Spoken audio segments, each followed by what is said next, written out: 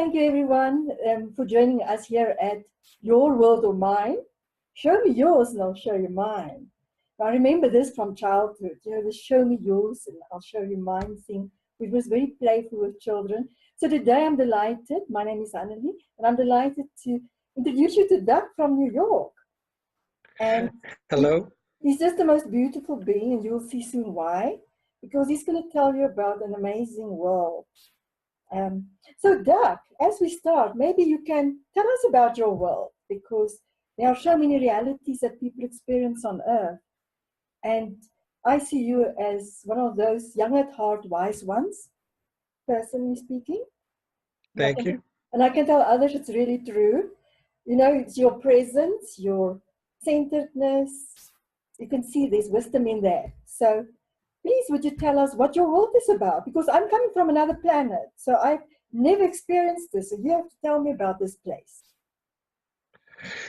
So, my world these days is completely about how we as human beings do us in the world. Because the world we see is by our own hand. We created everything that we look at and have challenges with. And I believe we have the ability and power to change what we ask for and change what we get and fix a lot of what is challenging out there in the world. So change starts at home. And so some of the things that are about my world are that my greatest ability to contribute in any way, shape, or form, anywhere with anyone is limited to where I put my time and attention. And so I focus on the attention part and being present and listening and being curious and asking questions is what I spend most of my day doing. That's wonderful, Doug, because you mentioned things that's very dear to where I come from as well. And I think our younger generations, when I speak about younger, we don't even speak like that anymore. We say those who came more recently. Because there's this perception that if you've been around for a long time, that you're wise, but that's not necessarily true. And we speak about it lots in other podcasts as well, this thing about age and time. But you mentioned an incredible thing about being present with what's happening. And I think it's new for a lot of us. And even for the young ones, because you talk about attention, there's so many distractions. So many requests for our attention from all over. So we really need new abilities and new ways of being present with what's happening and how we identify with that. Because in my experience, the pain that we experience, the perceived pain and uncomfortableness, is because we identify with other people's behaviors. But we have to come back to ourselves, like you say, to be, coming back to home.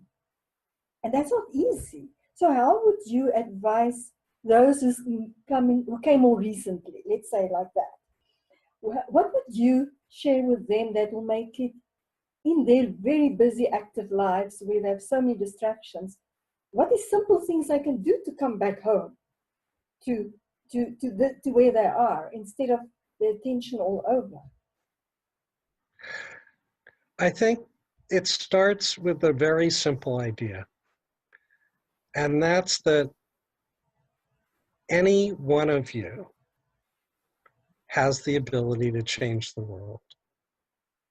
Not just for yourself, but for everybody in it. And if you look at our history all the way back, it's full of individuals that did that. Sometimes for really, really good things, sometimes for really, really bad things. But the power is in your hands. So you might not feel like that. You look at parents and you look at school and you look at all these other folks in your life and teachers and rules and impositions that suggest you have to do what they say. But the truth is, you always have a choice. And you always have the ability to say yes or no.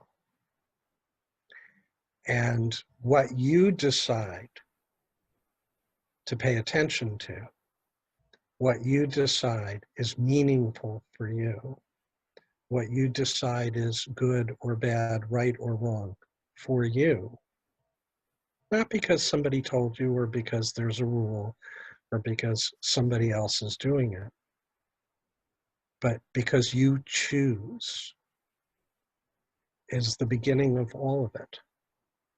And the one rule that exists out there that none of us can do anything about is that if you don't choose for you, somebody else will.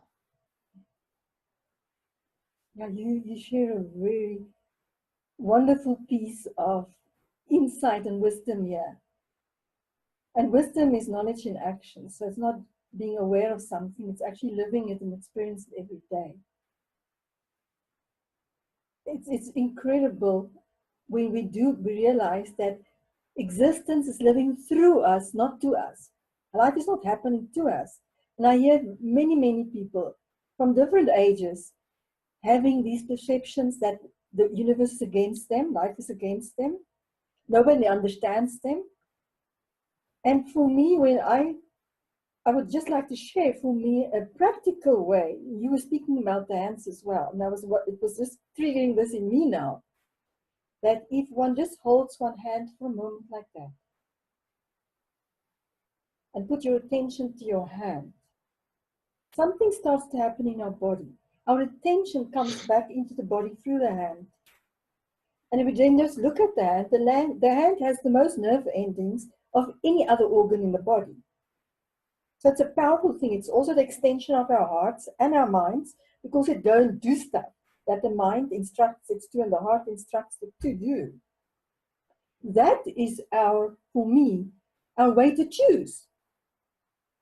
So a simple way, for example, is just to have both hands there and begin to say, this one is yes and that one is no. And feel what it feels like in that hand when you put that charge of no. So no feels like that. And my right hand now feels cold. And if I say yes, this hand suddenly starts becoming warm. And the more you do it, you're becoming more aware that this hand is alive. So when you have a choice, you simply first have both hands up. And then you ask the question, which choice?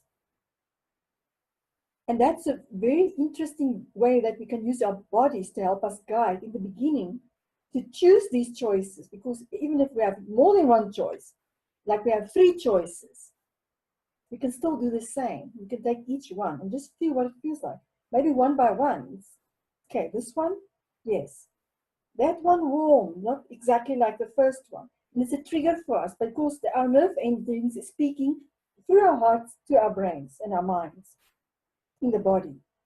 It's a very simple way also to come back to ourselves when we just do this and rub our hands together. And then we feel that warmth, and immediately we feel it's our warmth. Nobody else created it. So nobody else's plans for our lives is relevant. It what wants to come through me. And you so beautifully shared that we have those capabilities. And I think it's important for everybody, regardless of age, to understand that yes, we have those abilities inside of ourselves to create the life that we want for ourselves and the ability to put our attention to that thing that we really want. And then if some stuff happens that is not so good, then we start realizing, but I don't want that. So it's just an example of, okay, this I don't want. It doesn't feel so good. It makes me feel contracted instead of expansively joyful. So you are really touching on beautiful things.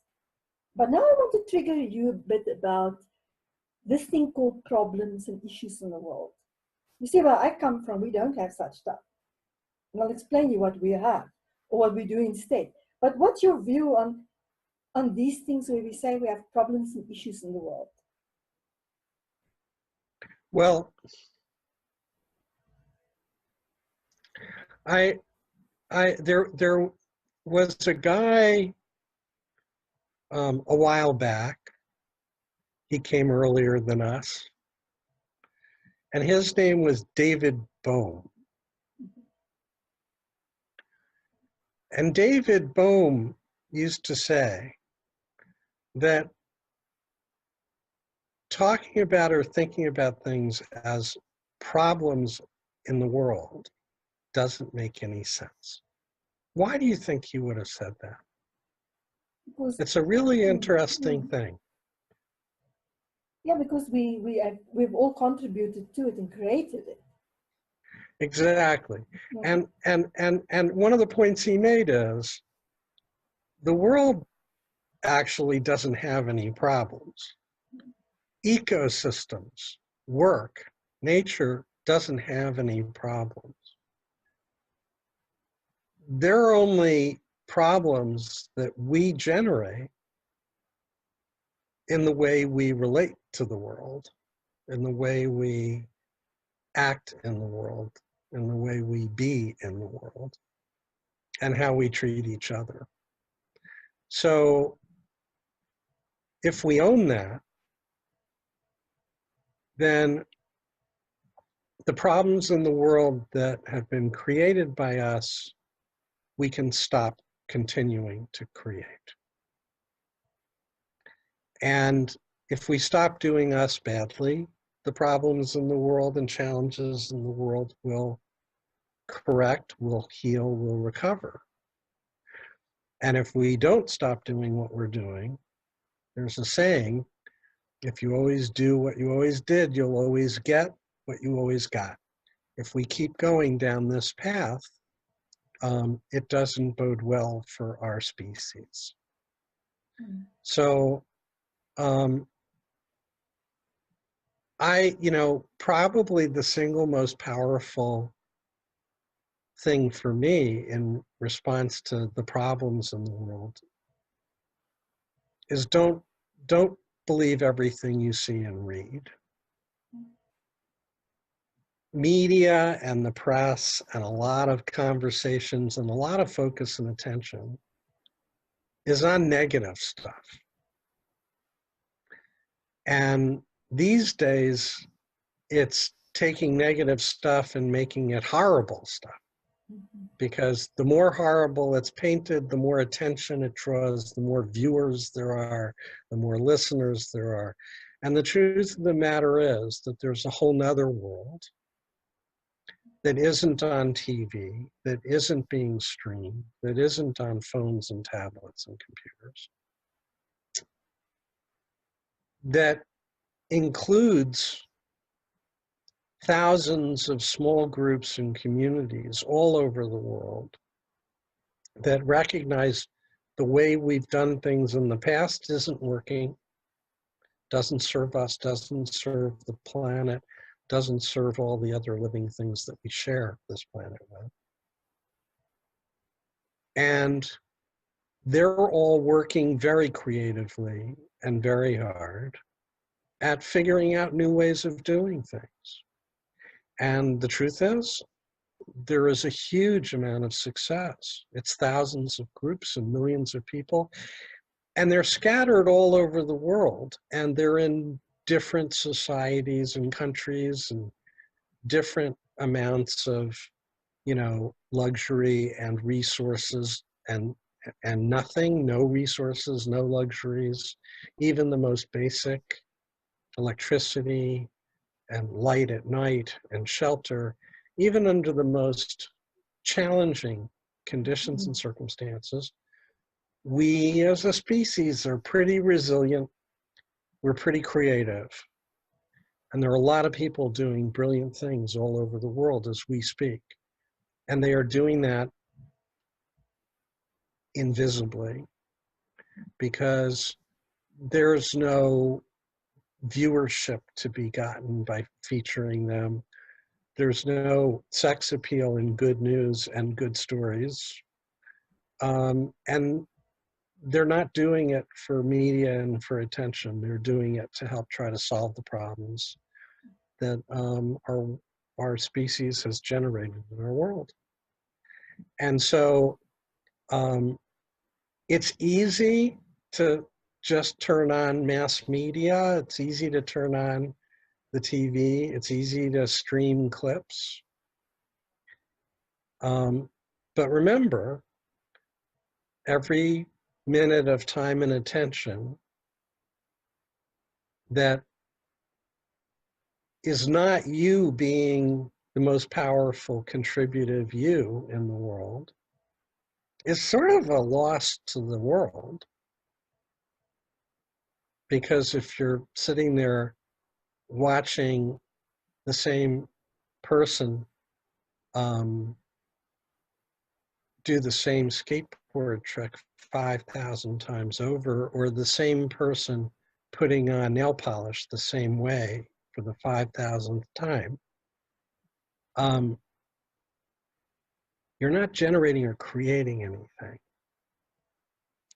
The person who's doing it is, they're actually probably making money off the fact that they've drawn you into spending your time and attention watching them be creative, but you're not really creating anything or generating anything or earning anything for you. What is it doing for you lately?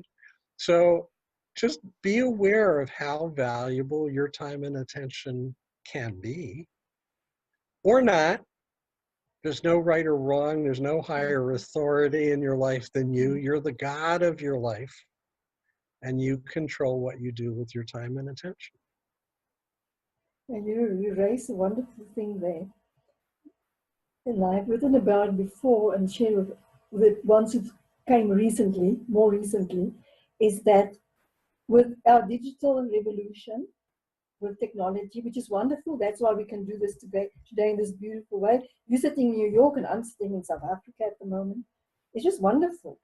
So it's not that we say technology is bad or that the digital world is bad, but what it's created is for the ones who came recently, especially the younger ones, who came in the last 20 years, they came into a world where they start living their lives through others' experiences. Because we now have the opportunity to share where we go. We go there for this adventure and there for that holiday. We're currently doing this, like you say, whether it's the girl painting her nails on a social media or the guy who's going out with his friends. Doesn't matter what it is. It's the second-hand thing. It's not a real life experience, and it started already. I think in the late 20th century, and then in the early 21st century, with reality shows, for example, and soapies on television. So people get so fascinated with other people's lives that they forget to live themselves. Absolutely. Because if I have gone, and I really find it fascinating, but there are also a lot of people, and it will bring me to another question that I want to speak to you about today and to raise is the spectator thing and commentator thing that we have in the world, which before it was only on a sports field where you had it. Most of those people who made all these comments and who are spectators, the commentators, and I'm not talking about the official commentators now, the general public who's watching this game, have never touched the ball themselves, for example. They've never set a foot onto that field themselves. They don't know what it's to be the player. But it's easy to comment. And social media and digital technology made it easy for us to share comments. But it's opinions. It's not real. If I've gone through something similar, then I can actually comment on it because then it's my right because I've gone through it. But now currently it's opened up. And yes, people want to have their voices heard, which is wonderful too. So it's all these pluses and minuses that needs to be figured out. But for me, what's important about this is that the role models then, who's the role models? Because now you live through those people's lives that you firstly are watching and you start identifying with them. And that brings us back to how do we navigate this digital world, because it's very different from the physical world. For example, if I'm together with you in this moment, if we were in the same room, we could see each other's eyes. We could see if they are alive. But this way, it's not necessarily possible. We could see somebody's really feeling sad inside, but you can hide it on social media. You can hide it completely. So that's why we have so many suicides in young people these days. Because I still feel alone, because you raised that thing about the followers as well. It doesn't matter you have 10,000 followers, but you know nobody, or nobody knows you really. So it's a very superficial type of world as well. So how do we bring balance into that? And the type of skills and abilities that younger people need now to engage with other people, because they came into such a world, so they never really had this real-time connection with other people and the engagement on a physical level.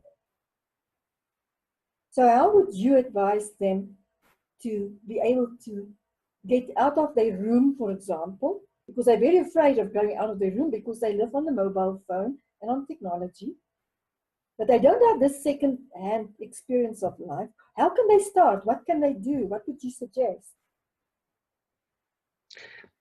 Okay, so the first thing, the first sort of question is, how much are you aware of your feelings? I don't know about you, but when I was growing up, feelings weren't really the thing. You know, if you cried, somebody said, "What are you crying for?" No reason for you to cry. And if you were scared, that was not okay. Like, you don't have anything to be scared of. And the idea of feeling wasn't exactly high up on the hit parade. Well, guess what? That's not true. Actually, it couldn't be more untrue. And each of us arrives in the world all feeling. And slowly but surely over time, it's just sort of driven and pounded and beaten out of us that feeling is not okay. The truth is, your feelings, your real feelings, are your truth. And if there are things that don't make you feel good, if there are people that don't make you feel good, not just good in general, but good about you, good about what you're doing, good about what you're doing with other people, good about what you're doing in relation to other people. If it doesn't make you feel good, there's a probably pretty good chance that it's not going to serve you to keep doing it. So sitting in a room in isolation, only talking to or interacting with people through screens, doesn't feel good, nearly as good as being with people in three-dimensional space, preferably somewhere that has some connection to nature, to being outside. Human beings are living creatures like all the other biome creatures on the planet, and we do require time with nature outside, bare feet on the ground, not insulated with sneakers and shoes and socks, but literally bare feet in the grass and under the sun and feeling air on our face and actually breathing outside. We need that to stay healthy. A friend of mine, a guy who spent his life just listening to living creatures in the wild named Bernie Krause, coined a phrase, nature deficit disorder. There's no pill or medication for that. The only way to fix that is to be outside. And check out your feelings as you go through your day and as you do the things you do, and see what things make you feel more, what things make you feel less. And that's less, and that's also less good, bad. And check in with that, because you know what? It will never lie to you. Your feelings will never tell you a lie. And 9 out of 10 times, all of the things in your world that you're now doing are either serving you, making you feel good, making you feel strong, making you feel aware, powerful, connected, capable, or not. And the things that don't, you really don't want to keep doing. And the things that do, you want to do more of. And if you don't have anything that makes you feel good, and you're confronted at every turn with reasons to either feel bad or feel down or feel in despair, it's possible to change that. But the first step is to let somebody else know that that's the case.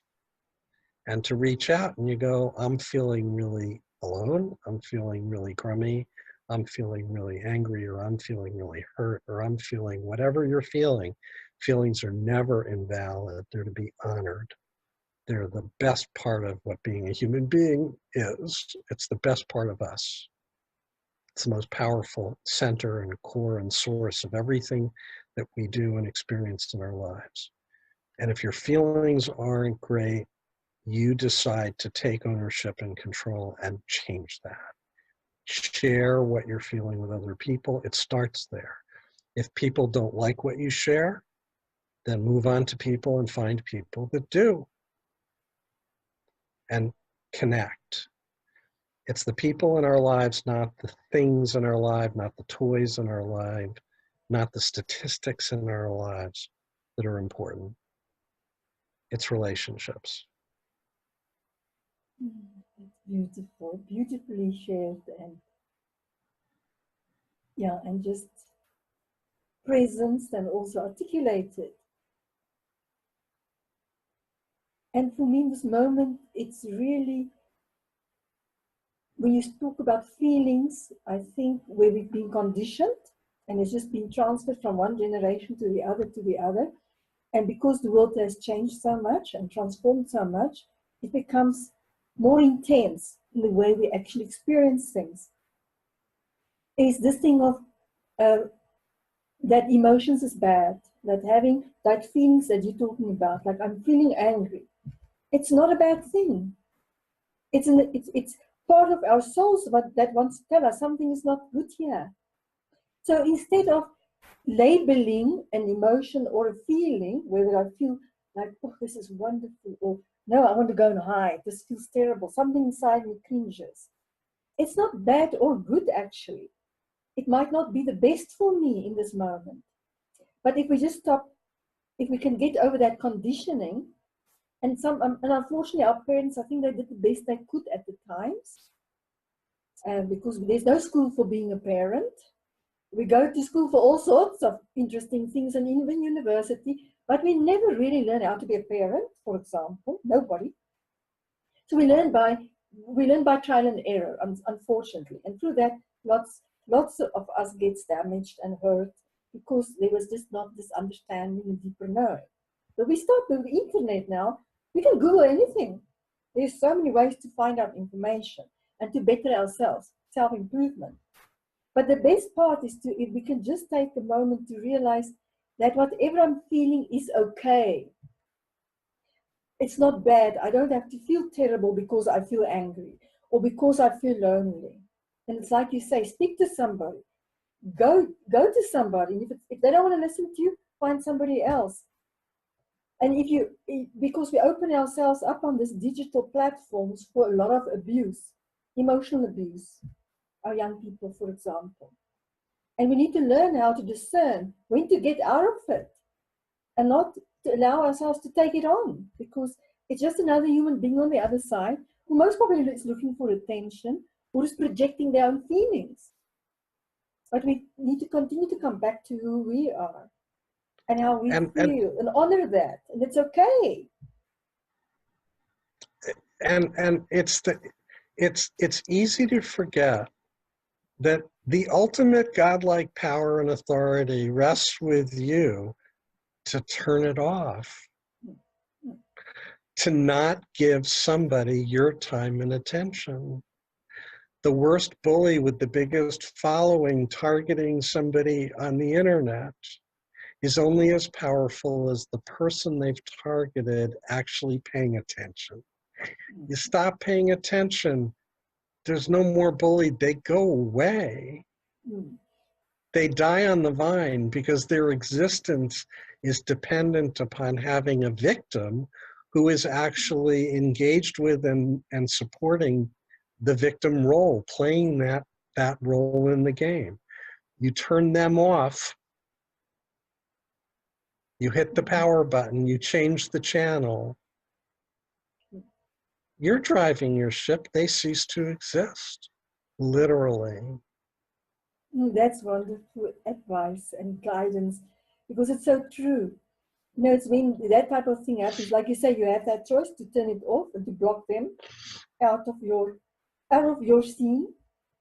But it's also to even say to them, you don't have to say to them physically necessarily, but hit the road, Jack, no more, no more. And you have to put the boundary, because then you take back your power.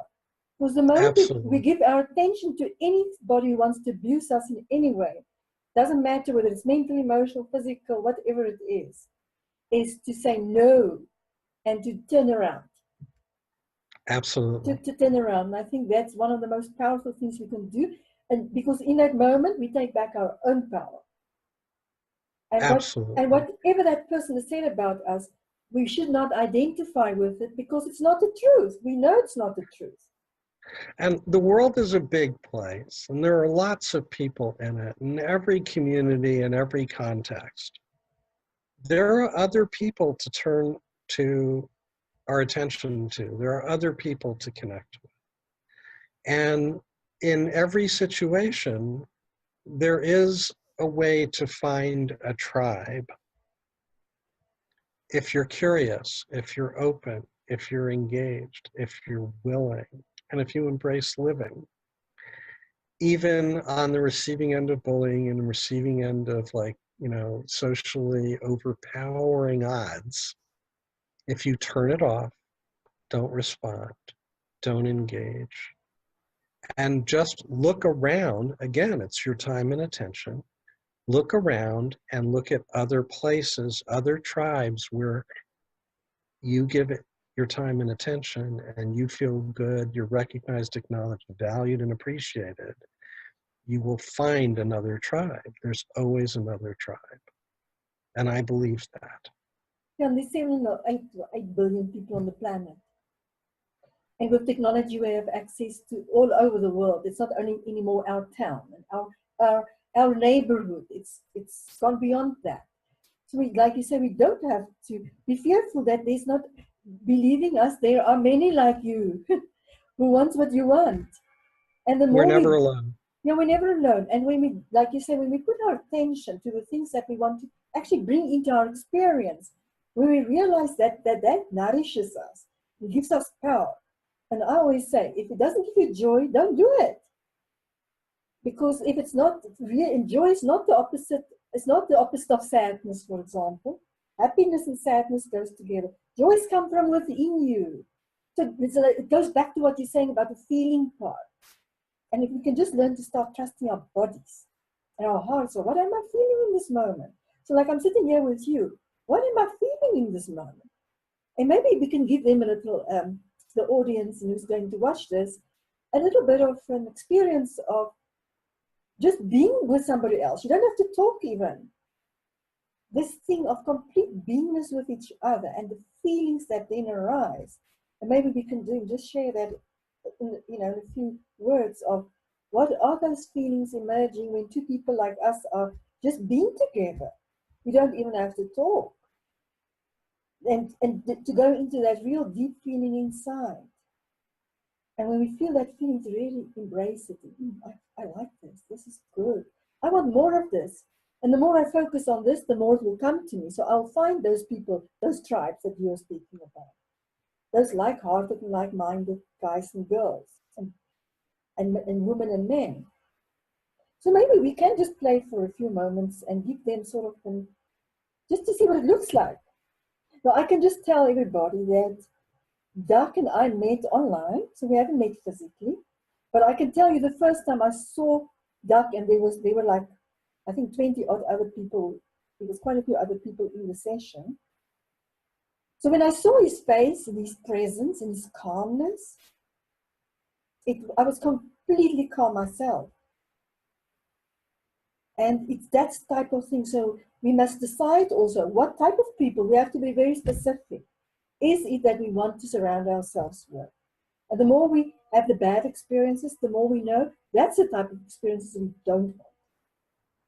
So I think me and Doug can now just be present with each other and show you and share with you the feelings that emerges when we're just together like two human beings on different continents, just being together for a few moments, in whatever way.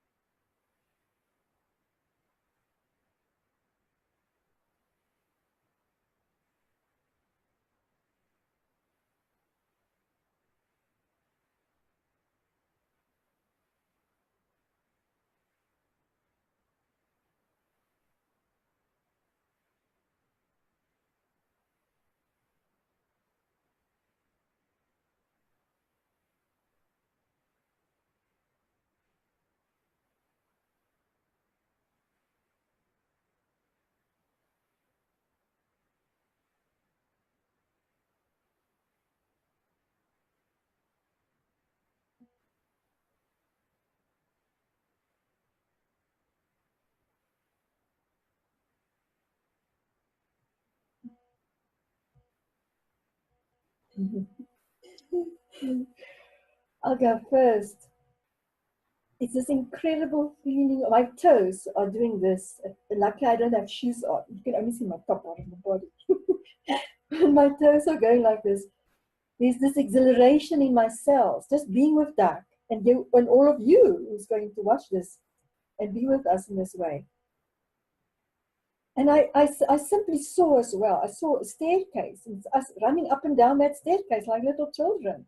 So there's this inner joy in my cells, an experience of being alive when I'm with you, with Doug, which I appreciate. Thank you so much. So those are the Thank you. type of feelings that's up, and also my body, there's exhilaration in all my, literally in all my cells. And that's the type of people I want to be with, no matter what we do.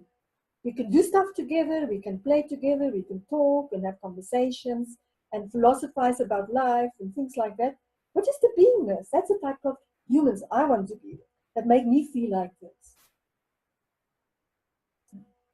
I'm complete.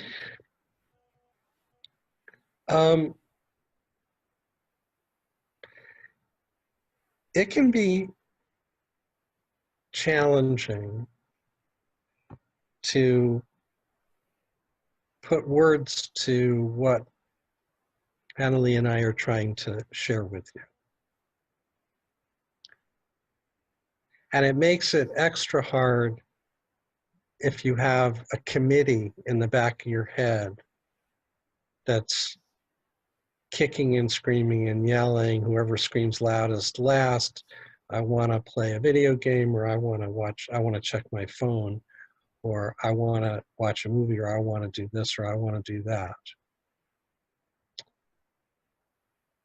But the truth is, we're all connected. Somewhere along the way, human beings decided The being part wasn't important. The only thing that was important was humans doing. What we make, what we produce, what we generate in terms of results or success. And the truth of the matter is, all of that's an illusion. None of that's real. None of that's really meaningful. Our connections as human beings to each other isn't something that's thought about or seen or visible. It's something that's felt. And if you can close your eyes and think about your best friend, the person you felt most connected with, you could start a sentence and they would finish it. You would both have the same flavor of ice cream. You both had the same favorite color. Whatever the common thing is,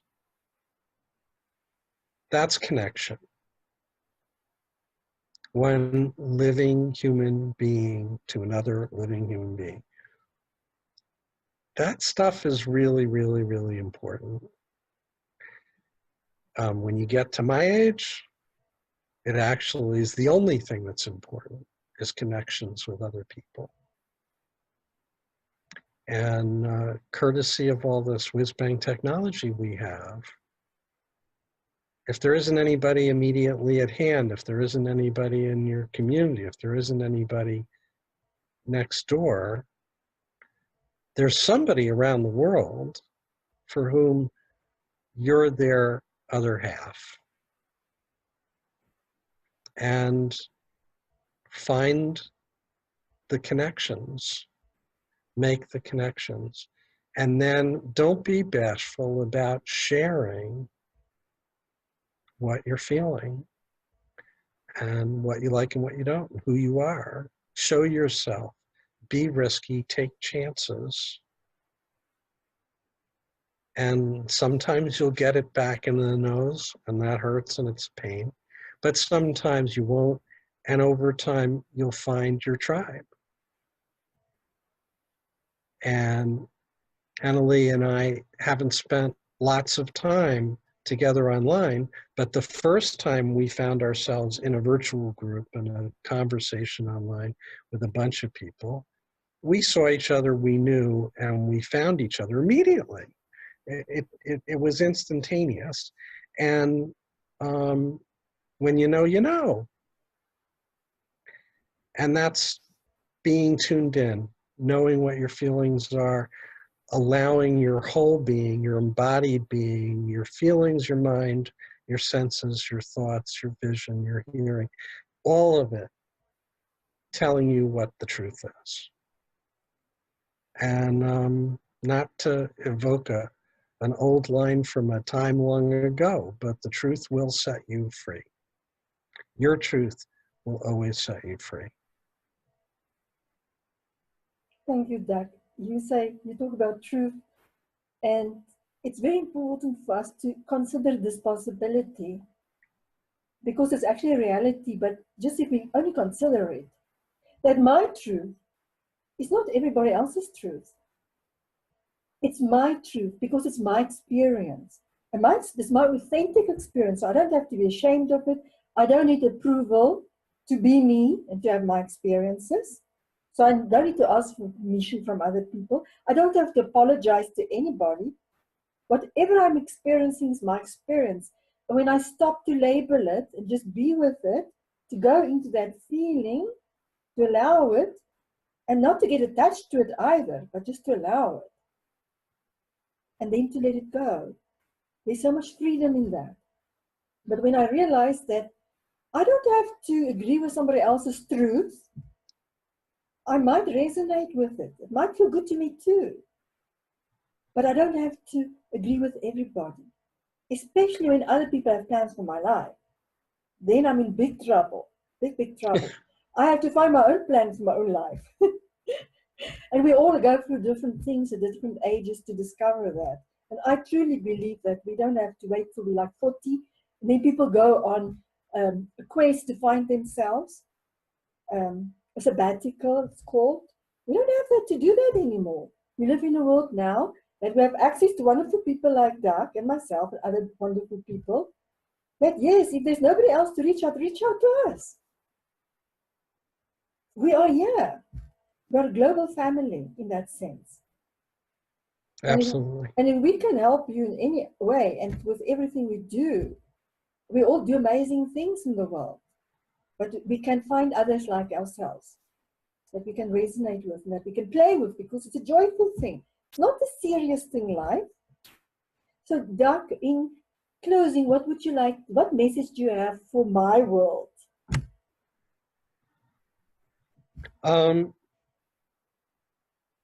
You only go around once in life, and there are no limits. There are no rules. It's a blank canvas. It's a blank sheet of paper. You can write and draw and create anything. And live it to the fullest. Oh, thank you. And that's it. Thank you. That's like saying yes to life. Like, yes. And when we do this thing of yes, our whole body starts to become alive. So, absolutely, in your room when you feel alone, do this yes thing, and everything will start changing for you, because that movement creates something in our bodies, but also in our experience. And my words imparting for this moment in time is to know you have to go. So you have to reach out to people. If you want to know there's other opportunities and other possibilities and other options, you have to reach out to other people. Be brave. They're not going to shut you off. Even if the one shuts you off, like we say, there's billions of people on this planet who wants to hear your story, who wants to know what you bring to the world, because every one of us brings something special to the world, regardless of who we are, and regardless of our backgrounds and what we've experienced. So, to know, you have to go. You have to actually reach out to other people and not being isolated, because that doesn't help us at all. And we can go back to that safe place. That's also okay. We're not judging. So thank you for listening to us and being with us today. And thank you, Doug, to play with me. It was you're wonderful. more than welcome. Wonderful Thank to you. have Thank you you. here. Bye-bye, everybody.